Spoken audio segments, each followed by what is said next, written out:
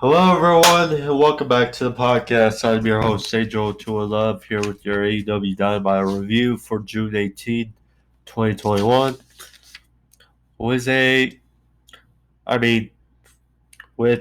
AEW being so preempted until the 30th, it, the expectations for these shows have taken a bit of a hit, but still, for what it was, I think it was a quality episode of AEW Dynamite. Last night, uh, we had the MMA cage fight between Wardlow and Hager, or Jake Hager, excuse me. We had building the feud between Chris Cage and Matt Hardy continuing. We had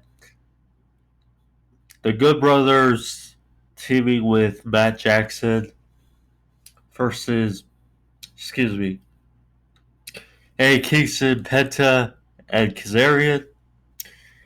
A bunch more, including we found out the main event for the first AEW Dynamite back on Wednesdays on June 30th. Go over all that. But again, thank you for joining me. If you're new to the podcast, like and subscribe if you like the video and want to see more as far as pro wrestling reviews or sports movie topics where I go over sports news and coverage, all that. Subscribe. Thank you all. And let's get into the review, shall we? So, now I was curious where this match was going to fit on the card, but we started with the MMA cage fight between Jake Hager and Wardlow. I mean, you knew this match wasn't gonna main event the show. I mean, an MMA cage fight, 10 Dynamite, that's not really uh, good factoring. But with the way it was being kind of built up, I didn't expect it to start the show, but it was a good way to start the show nonetheless. Now, it was strange trying to review this because when I do MMA coverage on sports movie topics, I'm able to just go over the fights in my head, and I'm not jotting down um, move for move what happens. Whereas this case was an MMA cage fight, and I had to. I mean, yes, it's pro wrestling, but I still had to kind of review it and jot it the best I could. But it was still quality. I mean, you knew obviously the blows and such was going to be impactful as the cage fight, but they made it look as good as they could. And of course, Hager is a professional MMA fighter at Bellator, so you knew he's going to try to do the best he could as well. So, was 3 5-minute rounds. They actually had the octagon. Aubrey Edwards was the referee. So they went about it. They could. Sean Spears, he was in the corner of Wardlow. Jericho was in the corner of Jake Hager. Now, for the first round, we saw the experience obviously take place. He landed some shots. Hager did. You see them affecting Wardlow. Uh, There's a one point when Hager went for a takedown up against the fence, but he's lifted in the air by Wardlow.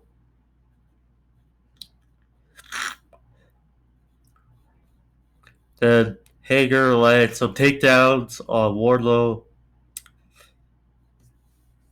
Hager was dropped by Wardlow.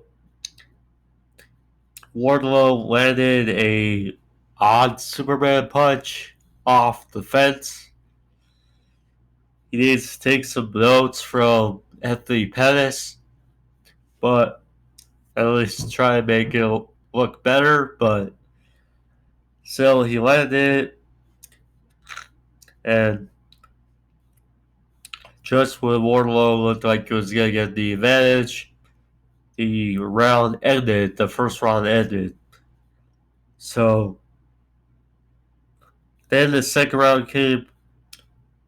Wardlow landed a takedown.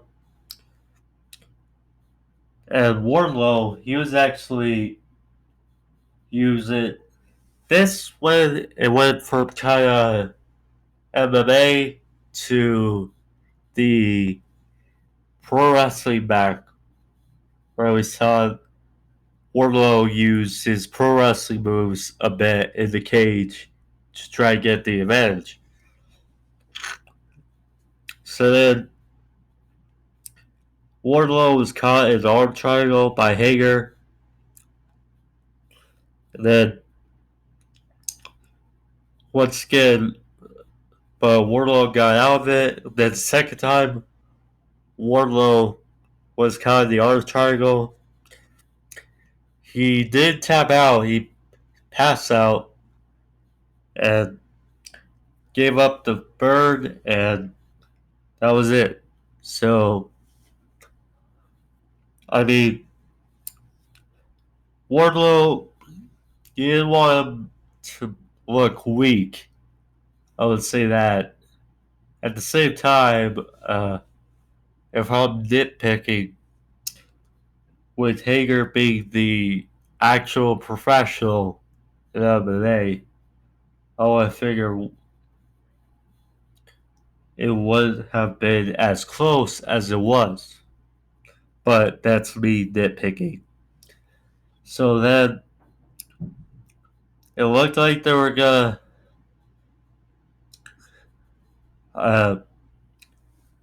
knuckle punch in the ring, but Hager was ambushed by Shawn Spears. There was a 2-on-1 assault. Then Jericho came in to try to help Hager. Then MJF came out of the crowd and attacked Jericho with the quote-unquote injured arm of Jericho. Walked on the salt of the earth. And all of a sudden we see Dean Malenko. He comes out and he stops MJF. At first, MJF looks like he's going to hit Malenko, but then all of a sudden he remembers all the injuries and the wellness happenings of Malenko. So MJF holds back. Then he decks Malenko anyway, which got obviously heat from the commentary booth and the crowd that was there. So then Sammy Guevara comes out and for the save, and MJF scrambles away with Wardlow. That was a good way to open up the show. And apparently, might as well get out now that June 30th, the main event of the first Dynamite back on Wednesday night will be MJF for Sammy Guevara. That should be a hell of a main event and should be interesting. So, Then we had Penta, Kazarian, and A Kingston backstage. They were going over their main event 6-man tag. Uh, talking about, or Kazarian was talking about his disdain for the elite. I mean, it is so and so, but yeah.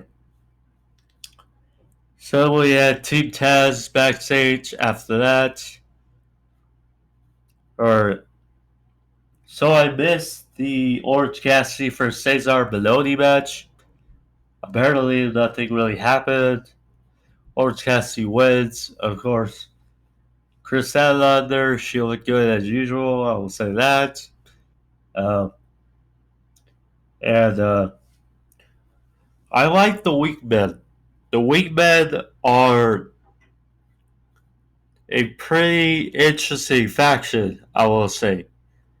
It gives, JD Drake, Ryan Nemeth, Peter Avalon, and Cesar Bonelli. They're kind of growing on you. They seem like a good faction, I will say that. So, back to Team Taz, they were backstage. Team Taz offered a challenge to Hangman for next week. Him versus Powerhouse Hobbs, in which Hangman later accepted. So that's an interesting match for next week. And he told Ricky Starks that this crap with him, Brian Cage needs to stop. So both ends. Then we had the handicap match. Darby Allin versus Scorpio Sky and Ethan Page. They're nowhere near the men of the year. I'm just gonna say that. So I'm not gonna call them that. They don't work as a team for me. They just don't work. But I mean, kind of had a feeling where they were going, and which I still don't get it. This feud should be done, but Darby got some offense in. He dropped both on the coffin drop. Uh, Darby came back with Sutter at the end. He went for a coffin drop on Ethan Page, but interference by Scorpio Sky, and Page followed up with the Eagle's Edge for the win. I mean, it's just silly. But I hope that this feud can be over. Both these, both of the Darby, Page, and Sky can move on to something else. So, Jungle Boy is backstage. He was confronted by Kenny Omega. He was attacked by Nakazawa and Kenny Omega in the back stage area. I mean, so and so there, but just build towards the match next week, which I'm looking forward to. Then we had Christian Cage. He was trapped behind the fence area in the back by the Hardy family office. And Matt Hardy tried to bribe Christian Cage to retire. Otherwise, he will end his career indefinitely or definitely. So building towards the feud between Christian Cage and Matt Hardy. So then we had one of the most interesting parts of the show, definitely. We had Cody Rhodes and Brock Anderson, Arn Anderson's son, versus QT Marshall and Aaron Solo. This is basically a showcase of Brock Anderson's showing what he can do uh, behind Cody, but Brock didn't look too much out of place. He looked good for his debut. He had some back and forth with Aaron Solo.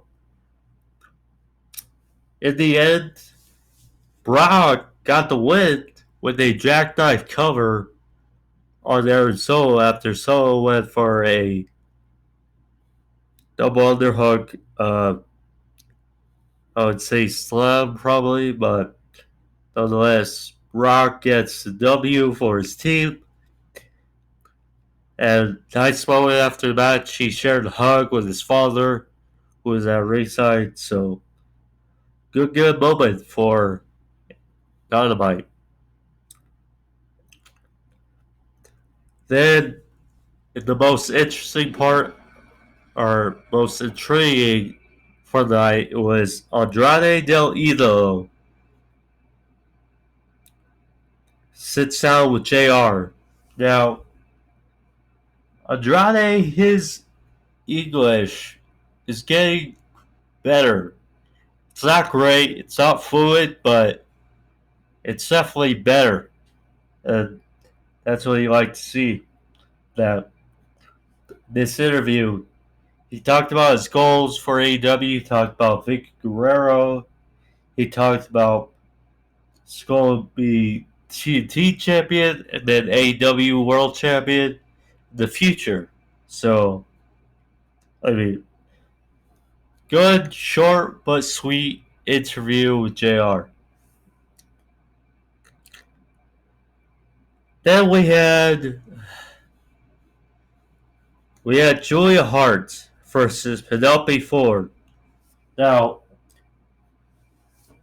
the jury is still out for many, including me, when it comes to Julia Hart.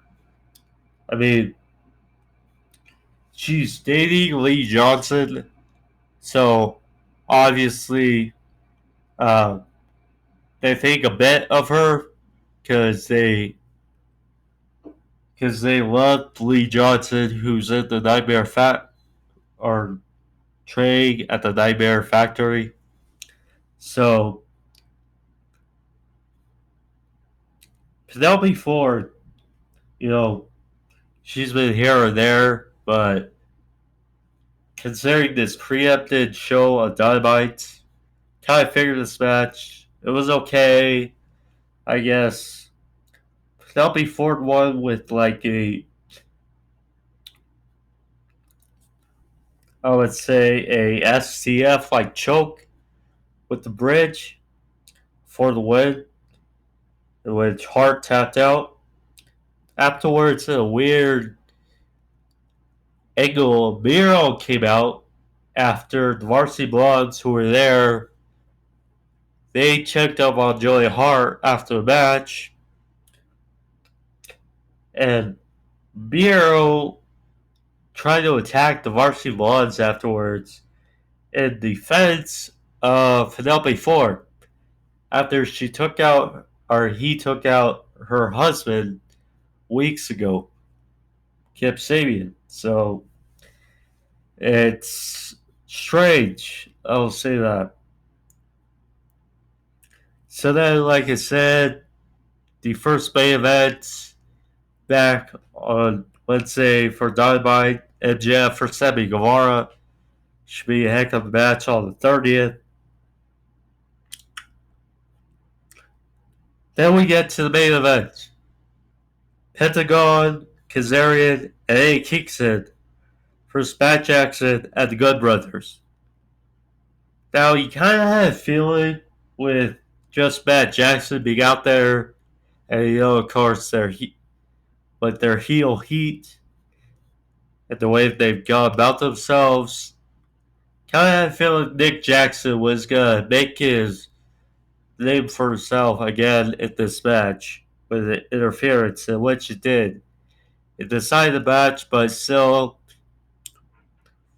a good match by all 6 men. Carl Anderson had a great showcase in this match. Uh, it was a back deck breaker by the Good Brothers, followed up with a diving elbow by Matt Jackson for a 2 count. Then at the end of the match, Penta, he hit a, I'd say, kind of botched bat slammer on Anderson, and then he went up top and then was interfered with by Nick Jackson. And ultimately, Carl Anderson finished it up with a diving cutter off the top rope on Penta for the win. Solid, I guess, okay main event to end the show. But nonetheless, that was the end of Dynamite for last night. I mean, with the preempted shows, that could be great. They're just going to be filler until the 30th when AEW Dynamite is back on Wednesday nights.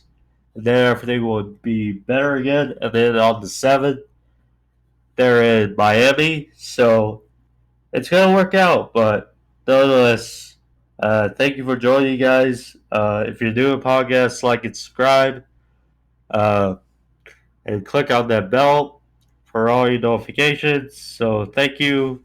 I'll be back on Tuesday with Sports Over Topics. But thank you, and see you on Tuesday.